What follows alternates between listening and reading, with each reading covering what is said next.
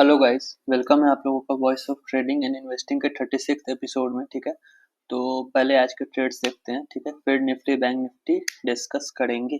ठीक है, तो आज से सुबह से मेरे रडार पे थे ये चार स्टॉक्स। आप देखो, अ, वेदांता, ठीक है, जेएसडब्ल्यू एनर्जी, अडानी पोर्ट्स और बीएससी। ठीक है, ये चारों स्टॉक मेरे रडार पे थे। अब चारों का सेटअप एक बार देख लो। ठीक है, वेदांता में देखो, कल के हाई का ब्रेकआउट आ रहा था 444 पे। ठीक है, और 446.70 के ऊपर रेजिस्टेंस का ब्रेकआउट आ रहा था, जिसके बाद ट्रेड स्टॉक में जगह था 453 का। ठीक है, तो अच्छा खासा स्पेस था। तो ये वेदांता। दूसरा जेएसडब्ल्यू एनर्जी देखो अगेन, ये देखो। ठीक है, स्टॉक ऊपर से नीचे आता है, एक स्विंग लगाता है, ऊपर गया, ब्रेकडाउन आया। ठीक है, देखो ब्रेकडाउन आया 3 फेब को, और ब्रेकडाउन के बाद कोई कंटिन्यूएशन नहीं आया है, और फिर 2 दिन का हाई निकल रहा है। ठीक है, तो ये एक अच्छा ट्रेड सेटअप था। ठीक है, तो ये जेएसडब्ल्यू एनर्जी का था। अभी इंट्राडे में भी डिस्कस करूंगा कहाँ ट्रेड दिया नहीं दिया। ठीक है, फिर ये देखो अडानी पोर्ट्स। ठीक है, अडानी पोर्ट्स देखो, 1 2 3 4 4 दिन।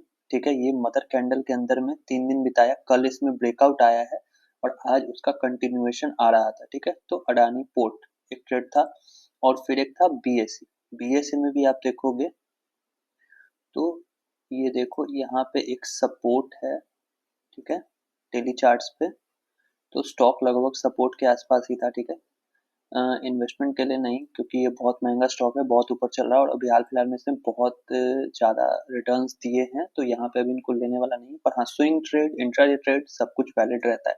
ठीक है, उसमें ये देखो, एक मदर कैंडल है ये 28 जनवरी की, उसके अंदर 1 2 3 4 5 5 दिन इसने गुजारा। ठीक है, यहाँ पे कल इसका ब्रेकआउट स्टॉक ने दिया है। ठीक है, तो अगर आप कल का चार्ट देखोगे 4 फेब का। ठीक है, तो आप 4 फेब का चार्ट देखो।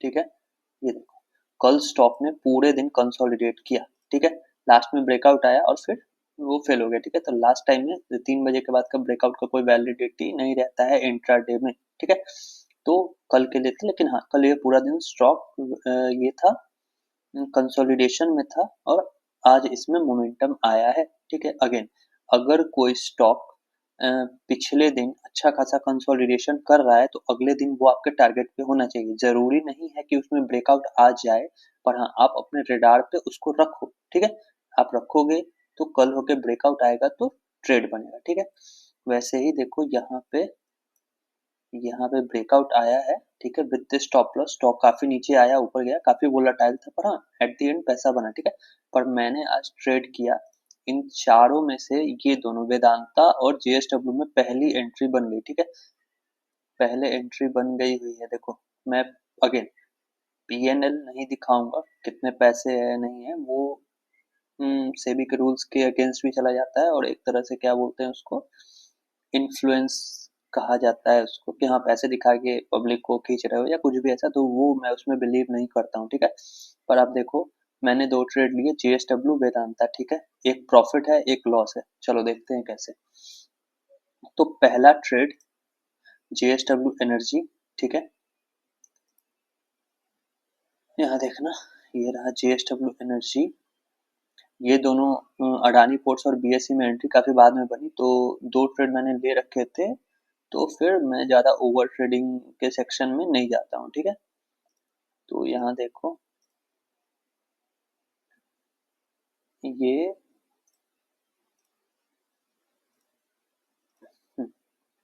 यहाँ पे स्टॉक में एंट्री दी है। ठीक है, यहाँ पे स्टॉक ने एंट्री दी है 11:10 की कैंडल पे। ठीक है, 11:10 की कैंडल पे आप देखोगे तो स्टॉक 2 दिन के हाई के ऊपर ऑलरेडी था। ठीक है, आवरली में देखो, ये एक रेजिस्टेंस मैंने मार्क करके रखा है। ठीक है, क्यों, यहाँ देखो, एक पुल बैक लेके स्टॉक हायर हाई लगाने गया था। ठीक है, और वहां से सेल ऑफ आ गया था। ठीक है, और ये सपोर्ट था जो होल्ड, एक बार देखो यहीं से बाइंग आवरली में आ गई और फिर सेल ऑफ आ गया, मतलब क्या, ये छोटा सा रिट्रेसमेंट, और यहाँ देखो ये गैप का जोन है जहाँ से गैप डाउन हुआ था। ठीक है, तो ये एक रेजिस्टेंस की तरह एक्ट करेगा, ठीक है।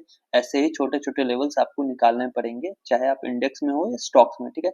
अगर नहीं निकालोगे तो आपको लगेगा कि अच्छा ये 494 के ऊपर ये 516 का स्पेस है, आप आराम से बैठे रहोगे कि अरे कुछ नहीं, और ये 502 से गिर जाता है, ठीक है।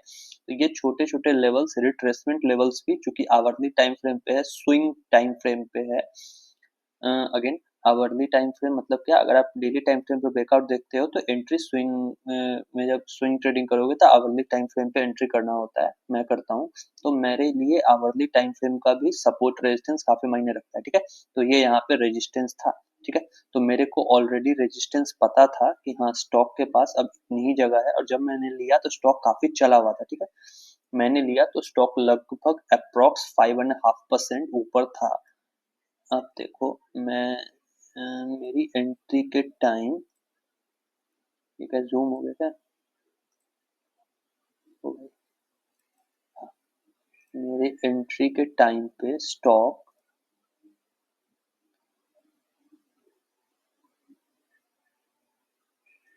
देखो 5% ऊपर था, ठीक है। तो मैं ये नहीं सोच सकता कि ये मतलब जाने के लिए जा सकता है, पर हाँ मैं ये नहीं सोच सकता कि यहाँ से ये 5% और चढ़ जाए, ठीक है। तो आपको फिर अपना trailing stop loss and all maintain करना पड़ता है, ठीक है। अब देखो मैंने यहाँ पे एंट्री किया 493.50 पे रिट्रेसमेंट पे, ताकि मेरे को स्टॉप लॉस छोटा मिले। तो मेरे को स्टॉप लॉस कितना छोटा मिला, मेरे को स्टॉप लॉस छोटा मिला इतने का, ठीक है। 1 रुपए का स्टॉप लॉस, 1% का स्टॉप लॉस था। उसके बजाय आप रिट्रेसमेंट तक देखो, मेरे को यहाँ पे 1.59, ठीक है, 1:1 पॉइंट समथिंग का रिस्क टू रिवॉर्ड रेशियो मिला, ठीक है।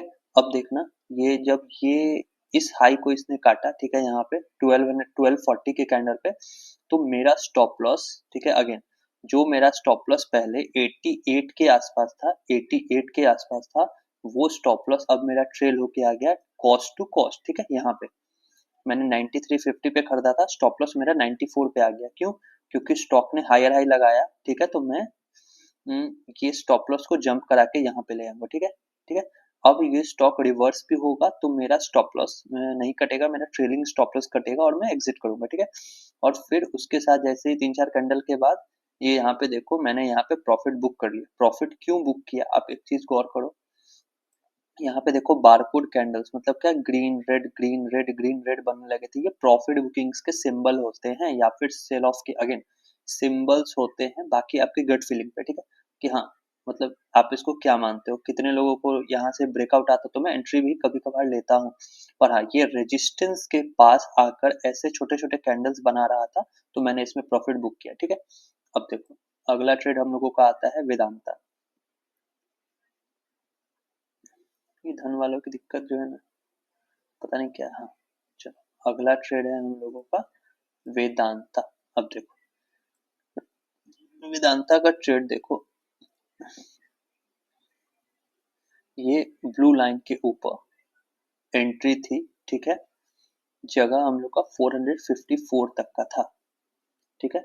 यहाँ पे देखो स्टॉक ने मोमेंटम में स्टॉक आया, अच्छा खासा कंसोलिडेशन किया यहाँ पे जो मेरे को चाहिए, और एक बुलिश कैंडल से ब्रेकआउट आया, ठीक है, बुलिश कैंडल से ब्रेकआउट आया, ठीक है।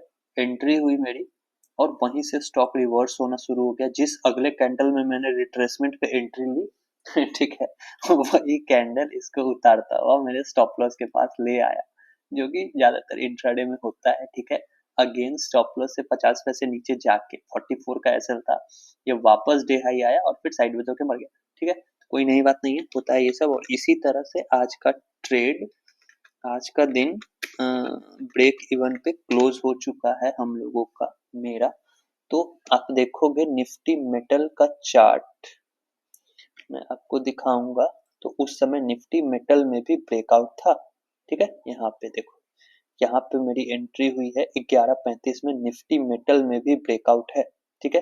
यहाँ देखो 11:35 में निफ्टी मेटल ने हायर हाई लगाया है, और ठीक उसी टाइम 11:35 को वेदांता ने भी। तो क्या था, मैं बार बार कहता हूँ कि मैं अगर कोई स्टॉक लेता हूँ तो उसको देखता हूँ वो इंडेक्स के साथ अलाइंड है। तो हाँ आज वेदांता इंडेक्स के साथ अलाइंड था, तो मैंने इसमें ट्रेड किया था, ठीक है। तो ये था, तो ये था आज का ट्रेड, ठीक है। तो 2 लिया मैंने और 2 जिसको मैं देख रहा था पर हाँ, मेरा 2 ट्रेड एक कंप्लीट ही हो गया था, ठीक है। प्रॉफिट हो या लॉस कोई फर्क नहीं पड़ता, पर हाँ 2 ट्रेड हो गया था, तो मैं तीसरे में नहीं जा रहा था, ठीक है।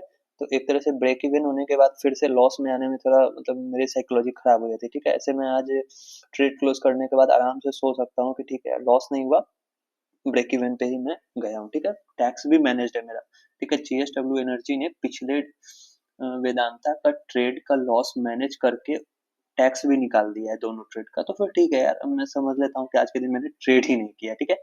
तो इस तरह से होता है। अब आते हैं निफ्टी पे, ठीक है। निफ्टी पे आप जो कल की वीडियो जिन्होंने देखी है या नहीं देखी तो देख सकते हो जाके। मैंने कल भी बोला है कल के ट्रेड में कि निफ्टी अगेन आज 43 पॉइंट्स डाउन क्लोज हुई है, जो कि एक नॉर्मल लॉस के साथ निफ्टी ने क्लोजिंग दी है। और बैंक निफ्टी 185 पॉइंट्स, ठीक है। Bank Nifty 185 and Nifty 43 points down है और बैंक निफ्टी 185 अप है। अगेन निफ्टी के लिए कल भी मैंने बोला था कि निफ्टी नीचे से 23,200 से लगातार चलते हुए आ रही है, ठीक है। 581 पॉइंट्स का, ठीक है, मूवमेंट आया है और एक कोई भी मीनिंगफुल ये छोटी सी करेक्शन के बाद निफ्टी ने करेक्शन नहीं दी है, ठीक है।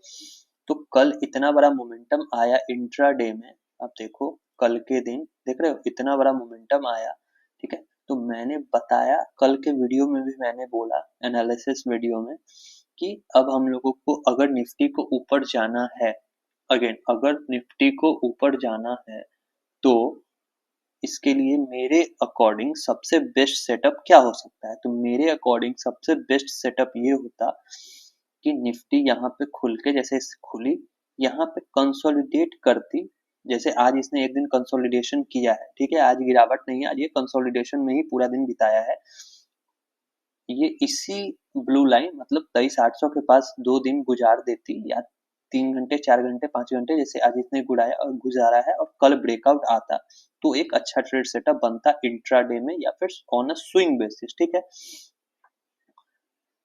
क्योंकि कंटिन्यूअस मोमेंटम में निफ्टी में ब्रेकआउट सस्टेन नहीं होगा, ठीक है। कल भी मैंने बोला था, अब जाके मेरी वीडियो देखो उसमें मैंने बोल रखा है, वैसा ही आज हुआ, ठीक है। ऐसा नहीं कि मेरे बोलने पे हुआ, पर हाँ, जो हुआ वो मेरे एक्सपेक्टेशन के अकॉर्डिंग था, ठीक है। ये अच्छी चीज हुई, ठीक है। ताकि कल जब निफ्टी ब्रेकआउट देगी तो प्रॉफिट बुकिंग हो गई रहेगी, ठीक है। आज प्रॉफिट बुकिंग हो गई है उतनी रैली की, फ्रेश बायर्स आएंगे, चाहे वो एफ आई आई हो डी आई एच हो या कोई भी हो, और उसको निफ्टी को फिर फ्रेश आई पे लेके जाएंगे, ठीक है। तो ये चीज, अब कल के वीडियो में मैंने ये एक सपोर्ट डाला था, ठीक है। आज देखो निफ्टी कैसे भी करके उस सपोर्ट पे आया है, ठीक है। अगला सपोर्ट 23,628 का बनता है, जो कि मेरे को लग रहा है कि टेस्ट हो सकता है कल, ठीक है। या तो गैप डाउन में या फिर एक कैंडल जैसे खुलते ही यहाँ पे आ जाएगी, ठीक है। फर्स्ट 5 मिनट्स में 50-60 पॉइंट की कैंडल बनेगी तो कोई बहुत बड़ी बात नहीं है, निफ्टी में आजकल ये कॉमन है, ठीक है। तो ये था कल, फिर बोलूंगा आप जाके वीडियो देखो, ये सब एक्सपीरियंस है 3 साल 4 साल अपने आप को घिसने के बाद पता चलता है कि हाँ इस तरह का स्ट्रक्चर बने तो ठीक है, वरना मैं ट्रेड नहीं करूंगा, ठीक है। तो कल मैंने बोला था, बताया था आप लोगों को, ठीक है। तो वैसा ही ये है। अब कल के लिए क्या करना है, ठीक है। कल के लिए आप देखो 23,800 एक डेली लेवल पे हल्का सा रेजिस्टेंस है, वहां के बाद ये सीधा 24,000 एक अगला राउंड लेवल का रेजिस्टेंस होगा, ठीक है। वहां के बाद सीधे 24,000 का अगला राउंड लेवल का रेजिस्टेंस होगा, ठीक है। यहाँ देखो ये 24,000 राउंड लेवल, ठीक है। हाँ 23,995 24,000, ठीक है। तो अच्छा खासा 200 पॉइंट 1% का जगह रहेगा। अब कल ट्रेड कैसे कर सकते हैं ये देखते हैं। तो हम लोगों के लिए ये छोटे छोटे लेवल्स है ना, ये मैं डिलीट नहीं करता हूँ, पर इसको मैं हटा देता हूँ। ये लेवल्स अभी भी इम्पोर्टेंट है कल के लिए, ठीक है। ये भी इम्पोर्टेंट है, ये इम्पोर्टेंट नहीं है, ये लेवल इम्पोर्टेंट है 23,400 का, ठीक है। ये लेवल का उतना इम्पोर्टेंस नहीं रह गया, ये भी लेवल का इम्पोर्टेंस नहीं रह गया, ठीक है। पुराने सारा आप देखो चार्ट क्लियर है। अब देखो कल के लिए अगर मेरे को एक अच्छा ट्रेड सेटअप चाहिए, ठीक है, तो देखो कैसे हो सकता है। मान लो निफ्टी फ्लैट खुलती है, ठीक है, और फ्लैट खुल के नीचे आने लगती है, ठीक है, तो आप यहाँ पे 15 मिनट्स में आ जाओ। देखो ये बेसिकली आज सपोर्ट के आसपास ही इसकी क्लोजिंग हो गई है, ठीक है, सपोर्ट पे निफ्टी बंद हुई है, ठीक है। अब कल अगर निफ्टी फ्लैट खुलती है और ऊपर आना शुरू करती है तो हम लोगों का सबसे पहला टारगेट छोटा सा रहेगा 774, देन 800 और फर्दर उसके ऊपर, ठीक है। अगर कंसोलिडेशन या ब्रेकआउट आता है रेजिस्टेंस के पास अगेन, ठीक है, ये होगा। अगर मान लो ये चलते चलते चलते चलते 800 ब्रेक कर जाता है, ठीक है, मान लो ये 700 पे खुला, चलते हुए आया 796 800, ठीक है, यहाँ पे कंसोलिडेट करके ब्रेकआउट देगा तो नीचे के कंसोलिडेशन लो का एसएल डाल के ट्रेड करोगे। डायरेक्ट 800 ब्रेक होता है तो फिर कोई जैसे फिर उसके बाद कोई कंसोलिडेशन ब्रेकआउट आएगा तब फिर ट्रेडिंग बनेगी, पोजीशन बना सकते हो, ठीक है, ऐसे होगा। अब अगेन अगर मान लो यहाँ पे खुल के ये नीचे आने लगता है, ठीक है, तो सपोर्ट रहेगा 631 से लेकर 600 का, ठीक है, 631 है पर आप उसको 600 तक का सपोर्ट मानो, ठीक है, 600 के नीचे फिर 581, ठीक है, तो क्या है नीचे में मल्टीपल सपोर्ट्स हैं 15 मिनट टाइम फ्रेम पे, ठीक है, तो शॉर्टिंग में निफ्टी को शॉर्ट करने में थोड़ा सा सपोर्ट्स ज्यादा है नीचे, जहां से कहीं से भी मान लो 600 तोड़ता है 581 से तो वो सपोर्ट लेके घूम जाएगा, ठीक है। तो ऐसे ही होता है कि जब आप मार्केट बुलिश हो तो छोटे से सपोर्ट से भी निफ्टी घूम जाएगी और जब मार्केट बियरिश हो तो छोटे से रेजिस्टेंस से भी मार्केट घूम जाएगी, ठीक है, तो ये होता है।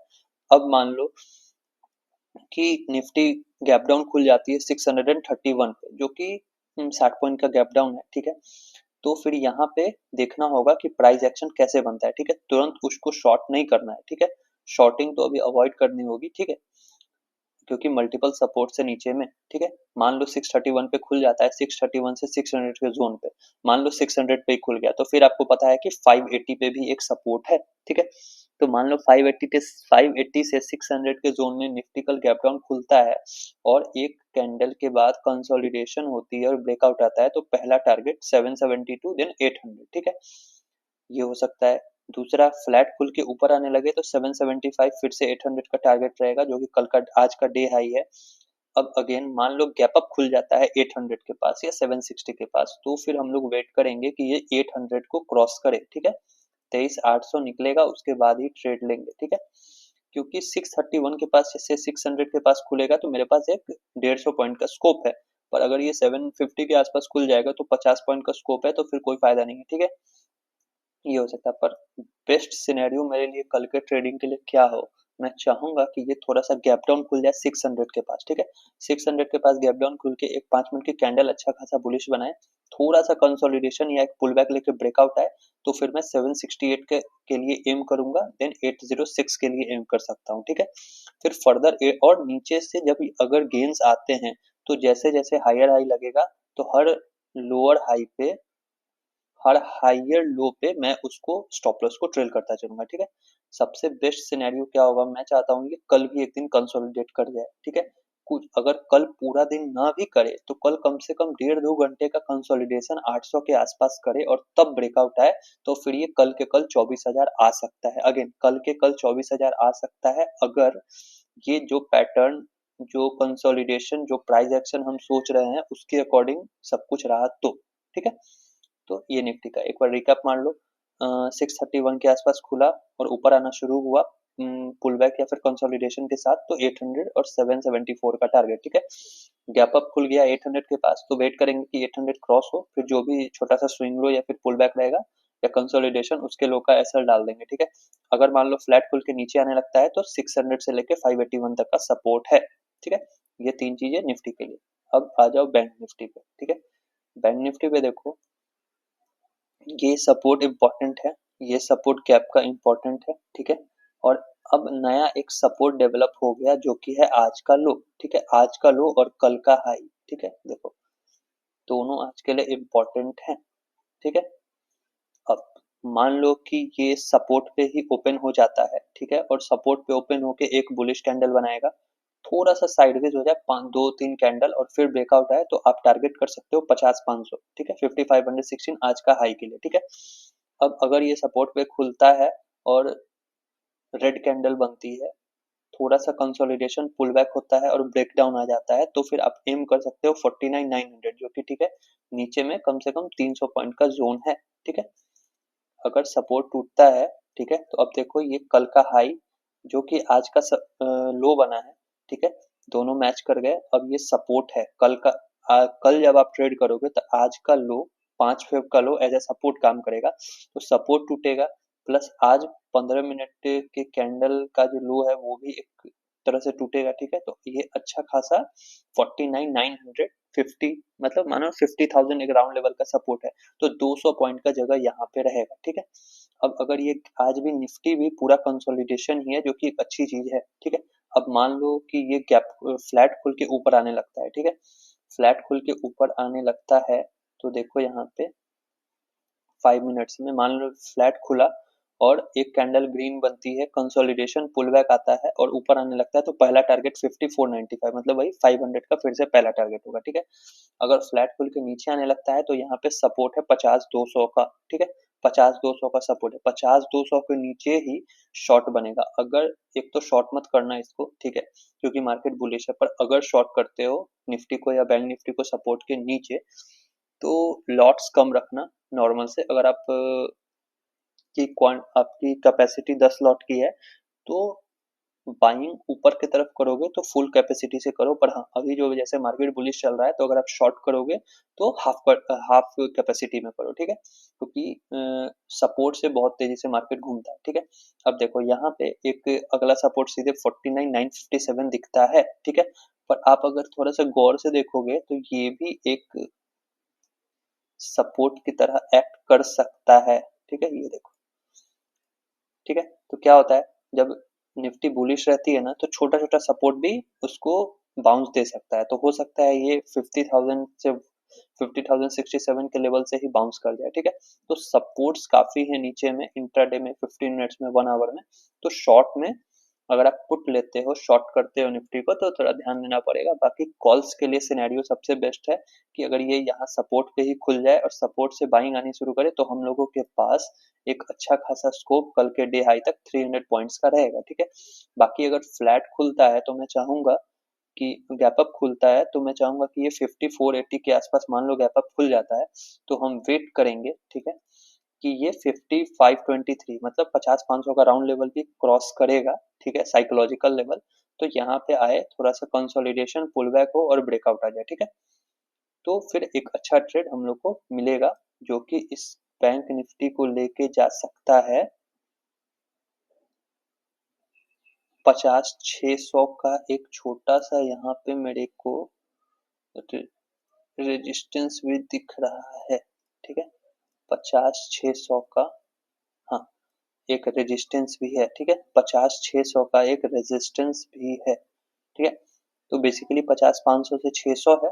ठीक है, उसके ऊपर फिर 51,050 का एक छोटा सा यहाँ पे देखो पुल बैक है, जो कि लास्ट 2 महीने का है। ठीक है, तो ज्यादा पुराने लेवल से उतने काम नहीं करते, पर हाँ चूंकि ये आवरली टाइम फ्रेम पे है, तो इसको आपको देखना पड़ेगा। तो चूंकि बैंक निफ्टी बुलिश है, तो जरूरी नहीं है कि ये 50-500 पार करे तो 600 से गिर ही जाएगा। ठीक है, ये 600 के पास हो सकता है कंसोलिडेट कर जाए, 1 घंटा 1.5 घंटा, कल एक्सपायरी भी है।